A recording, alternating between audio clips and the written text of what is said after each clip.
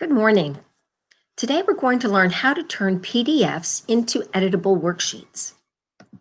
I just want to point out that all of today's workshop sessions will be recorded. You can access them on the Digital Resources for Teachers website. To get there, you can go to your school website or the district homepage and then scroll down to Distance Learning Resources. From there, you'll click on the teacher site, and below the tech tips and tech help, you'll notice that we have a section, professional development, and you'll notice all of the podcasts and video recordings of the workshops listed below. In addition to that, we have some other resources, an Internet Educational Topic Directory, NPS Professional Development webpage, and a list of tech tip and tech tools. So to begin, we're going to go to two resources to help you with uploading PDFs. We are going to open up a new Google Slides presentation. So PDFs, what are PDFs? PDFs are actually portable document format. That's what PDF stands for. So basically what that is a snapshot of a document. What we are going to do for today's workshop is take those PDFs either from our drive, or they could be something that you find on the internet, or if you don't have access to a scanner to create PDFs, I'm going to introduce you to one, and it's uploaded right on your phone. So what we're going to do is access. First, we'll begin with our drive. What I'm going to do is go back into my drive and grab a PDF my drive. Again, if you have a Google Doc, you can easily upload that to Google Classroom and students can fill it out. But if you have PDFs, it's a little harder to convert to a Google Doc or image unless you have some software. So my goal today is to show you how to do this without additional software or apps or extensions. We want to make this as user-friendly as possible. So I'm going to go to a folder that I created entitled Workshops, where I've been saving some images that I want to convert into worksheets. So let's see here. I have a PDF of a scanned document. Now, this is a relatively easy worksheet to use. This is basically, there are only 4 areas here that students would fill in. So let's go ahead and upload this. Before I do that, however, you'll notice that the worksheet is actually in a portrait view. We're going to have to change the ratio on our Google Slides presentation to accommodate that. So I'm going to change this from a horizontal to a vertical view. I'm just going to click on File, and I'm going to scroll down to Page Setup. And I'm going to change it from widescreen to a custom size. So I'm going to click on Custom, and this is an 8.5 by 11 format, your average size sheet of paper. Now we're going to hit Apply. Now, before we upload our PDF, we're going to change this. We want to get rid of the text boxes. To do that, I'm going to click on the border until it's all selected, and then I'm going to hit Delete. And the same for this one. Now you want to make sure that your cursor is not in there, because that would delete text. We actually want to click on the border and hit Delete. And there we go. Now, here is something very important to keep in mind. We don't want to upload this PDF or image as an image. And the reason for that is, if we did, the image would be movable. What we want to do is import it as a background. So we are going to click on Background, and then we're going to choose our image, wherever that image is. If it's on your Google Drive, It might be on your desktop and you can browse for it, but I have these saved again to a folder on my drive called Worksheets. So I'm going to locate that file, Worksheets, and here it is. So we're just going to select that. There we go. It's going to take a minute to upload, and it's there. Magically appeared. Now I'm going to increase this size a little bit so that you can see it. I know it's rather small, so let's zoom on in there. Let's try 100. Okay, that's a little big, but it'll do. So what we're going to do now, again, this is our image. This is the locked image on our page. So we're going to, before we even start creating our text boxes for students to fill in their info, I'd like to give this presentation a name. So let's pretend we are doing a project, and this will be day 3, managing notes. Okay, so now we've named it, so we can easily upload it to our Google Classroom when we've added our text boxes. So I'm going to create this area of the background image as an area where students can fill in their information. To do that, I'm going to create a text box by clicking on that. And I'm going to select the area that I want students to be able to edit. So this text box is all set. I'm going to scroll down and create the others. Hit text box again and select the area. Actually, now this image is a little too big for purposes of demonstration, so I'm going to make it a little smaller so I can fill in that text box. Just slide that down, stretch it. Great, there's another one. And let's create one more, or rather 2 more. So I can either hit the text box icon or I could do insert text box, same thing. Now, if the text boxes are all the same, you can just hit and copy, but these 3 are different shapes, so we'll have to do them individually. Now, some worksheets will lend themselves better to editing than others. I mean, you may have a very detailed worksheet where you have to enter in a lot of text boxes, but it's certainly a good workaround. Now, we've got this, we're all set.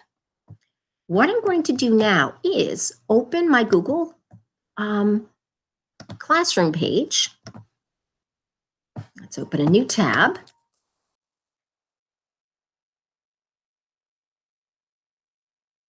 Now, let's say I wanted to add this to my book club. I'll click on classwork and let's create a new assignment. Let's say research worksheet.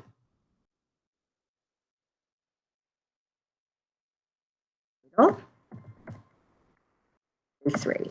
All right, now I'm going to type in a brief sentence or 2 for the instructions.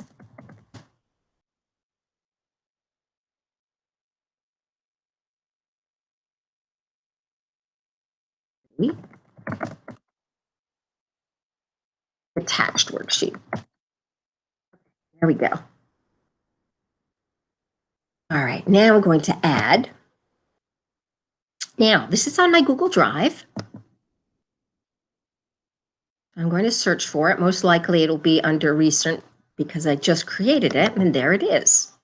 Now, this part is really critical. As you may know, you can add materials and resources that students can view, but it's very important that it defaults to view. So it's important that you click this down arrow, as you already may know, and you can select students can edit file. This will enable students to edit the entire file, which might be fine if you're working on a collaborative brainstorming list. But for this assignment, I want each student to make their own copy, okay, and to work on their own copy that they can submit. Okay, so it's now loaded. I'm going to hit save, and it's assigning. And that will add that to that assignment. Another thing we can do is, I want to try this a few different ways to show you.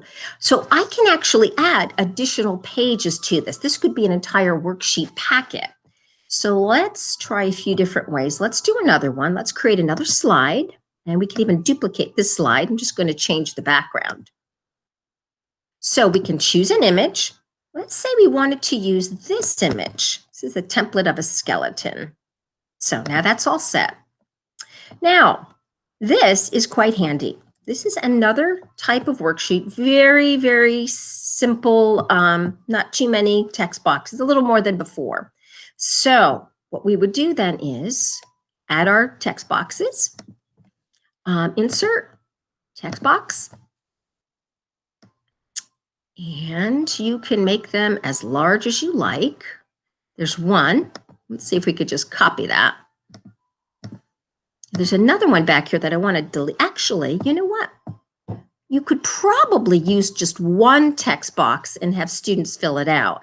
That might save time. Totally up to you. Or you don't want to crop that hand there. All right, we can do that. And then we can get rid of, I have a few here. Don't forget it grabbed the text boxes from the previous worksheet because I selected duplicate slide. Or what we can do is do individual text boxes. Totally up to you, whatever you find easier. Okay, there we go. So you would just add all of your text boxes. Again, you could copy and paste since these are all the same size. All right, so let's say we completed all of the text boxes for this slide. This is now done.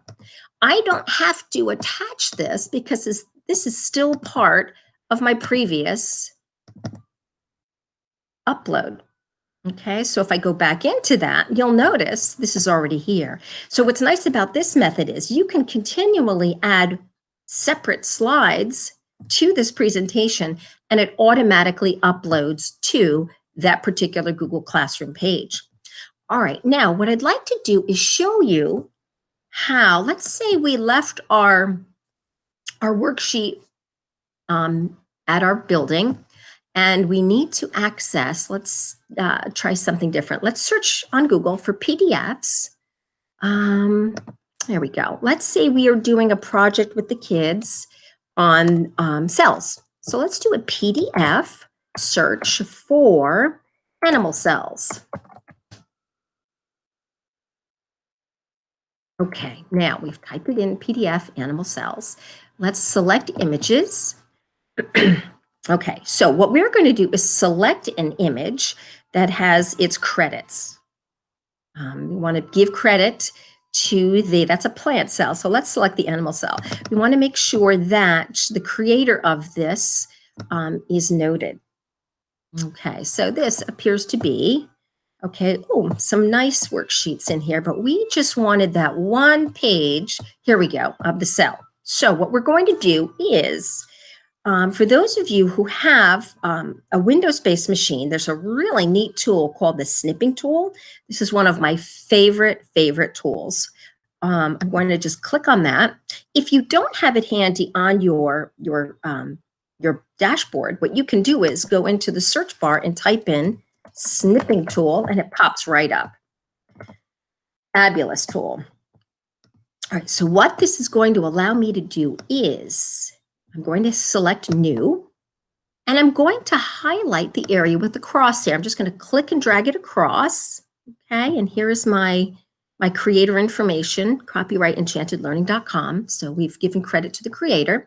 So now what I'm going to do is I'm going to right-click on that, and I'm going to save this image as cross-section animal cell. Save. And there it is. Great.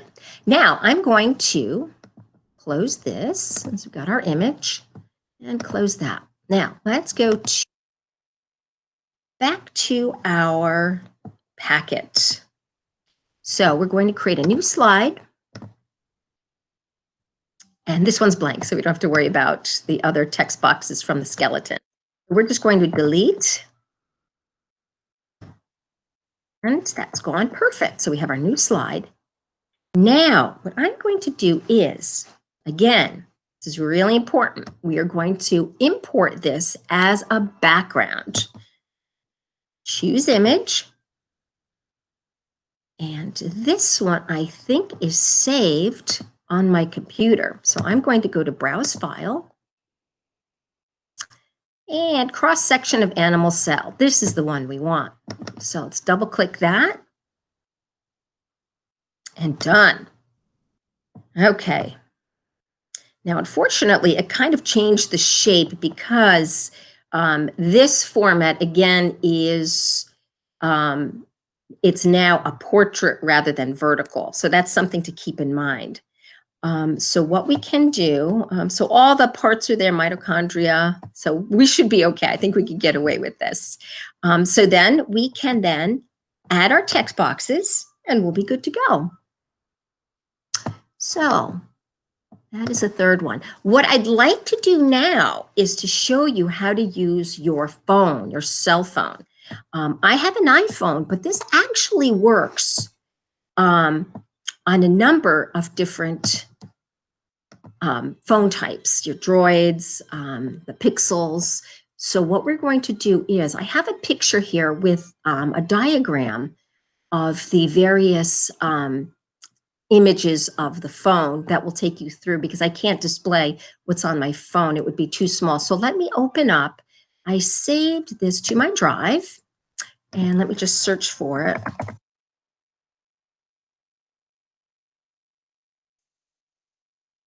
All that right? All right, here we go. So I have a nice big image here of the various slides for my phone. Here, perfect. Okay, so the first thing you would do on your phone is to open a new note. What you would do is go to Notes, click on New Note, and you can click on the bottom of that. You can, I'm sorry, this is a little blurry. I stretched it out for purposes of display, but you would click on your phone. I didn't have the phone icon on my phone for whatever reason, but I clicked on the plus sign and it opened up all of these tools. You would then click on the camera and then you would select Scan Document. Okay, you would take your image by taking the picture, which would scan the document. It saves it as a PDF. And what's nice about it is, if you are take the image and it's a kind of on an angle, you can grab the corners and accommodate whatever angle it's on, and it would snap it to a nicely aligned image right there. Now you would click Save Image. And what's really nice about this is you'll notice that there's a shadow here. Pardon me, my allergies. So there's a shadow here in this image, but you can clean this up a bit by going to grayscale and then saving it. So while it's in your phone, again, it is a PDF. What I'd recommend from the phone, on an iPhone, you would actually just take a screenshot of the cleaned up image after you select grayscale. And then it's just a matter of importing the image from your phone up onto your drive and then incorporating it into a new slide. So that is another handy way of doing that. Let me see if there are any questions here. I have another computer with displaying the Google Meet, and I want to see if anybody has questions. Why wouldn't you open it up as an image? Okay, again, if we inserted it as an image, let's just try that. I'll show you the reason why we wouldn't do that. So if we had a new slide, in fact, let's just delete that slide and make it easier. We'll do Format, New Slide, and we'll get rid of this. Say, again, we have to remove these. All right, now, there we go. Okay, so let's upload our image again. If we went to Insert Image and we went to our drive, actually, you know what? Let's do this. Instead of our drive, let's go to the desktop. We'll import that same cell image for you. So I'll do Insert Image. And we will go Upload from Computer. Grab our image. Now, here is our image. Watch this. If I use that, and if I tried to create the text box around it, look what the students could do inadvertently. This image would slide all over the place. So this really is why we wouldn't want to insert the image as an image. What I highly recommend is, the only reason we would do this on background is because it locks it. And that's really the best way to do this so that you can add your text boxes on top of it. So again, go to background, choose image, and then upload from either your drive or browse. Okay, so that's why we would do that. Any other questions? Let's see here.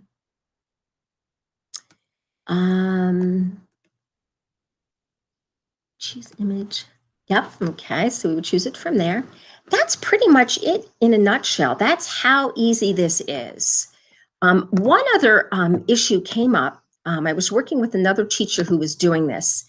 And for whatever reason, the student was unable to view this, an image on her classroom. So what I recommend you do is, if someone is unable to view either a website, a doc, for whatever reason, you want to make sure that you share it with them. So let's go to advanced. Normally, it should share in through Classroom because that automatically takes whatever you upload and shares it. But for whatever reason, it may not. So let's say we wanted to share this with students. I could change this. What we would do is select anyone with link could view this. Okay, now make sure that when you do this, you select can view, not edit. Okay, let me go through that again. So I'm going to back up all the way because this is pretty important. This also happens with websites for whatever reason. If you create a Google site with your students, and if you get a number of students saying that they can't access it and they send you a request for access, this is one way that you can address this. So what you would do is you would go to whatever it is you wanted to share with them. Okay, maybe it's this Google Slides presentation. You go to share. And right now, I'm the only person that could view it. So I'm going to go to advanced. And it says, again, specific people can access. But if the person who wants access can't view it, we can go to change. And it defaults to off. And that's a security thing. So it protects it. So the choices are anyone on the web. So if you're doing a website, you can select anyone on the web and they could view it, or anyone with link. So I'm going to select anyone with link can view. Be very careful here. You don't want to share editing access because then they could completely change, in this case, our Google Slides presentation. Pardon me. So we're going to make sure it says can view, and we're going to hit save. And then we'll scroll down and hit done. So this will now allow anyone who has the link to view it. And we're all set. And we're done. So that in a nutshell is how you can take an image or PDF and make it editable. There are a few tricks to this, obviously. And it might be a bit cumbersome, but again, it's a great workaround if you have any worksheets, saved as PDF to your drive, or a document that you want to scan, maybe you have hard copies at home that you didn't have the time to scan while you were in your buildings and you don't have access to a scanner. You know now that you can use your phone, which is a handy little tool. And if you have any more questions, I'm going to stay for the remainder of the hour. So I encourage you to try to play around with it. And if you have any questions, please, please, please let me know. Anything I can do to help, and not just today, but if you try this over the weekend or during the week or over the summer or next year, just please feel free, if you're having any issues, to email me. I'm more than happy to help. And lastly, what I'd like to share with you is On the email that I sent you earlier, if you wouldn't mind just clicking the workshop evaluation form, I always look for ways on how I can improve my presentations. But more importantly, we're looking for other workshop ideas that we can offer to help support you in your distance learning adventure. I really hope that you enjoyed this today, and I thank you for the questions and for attending. And again, I'll be here for the remainder of the hour. If you have any questions, please don't hesitate. Thanks very much and have an excellent day.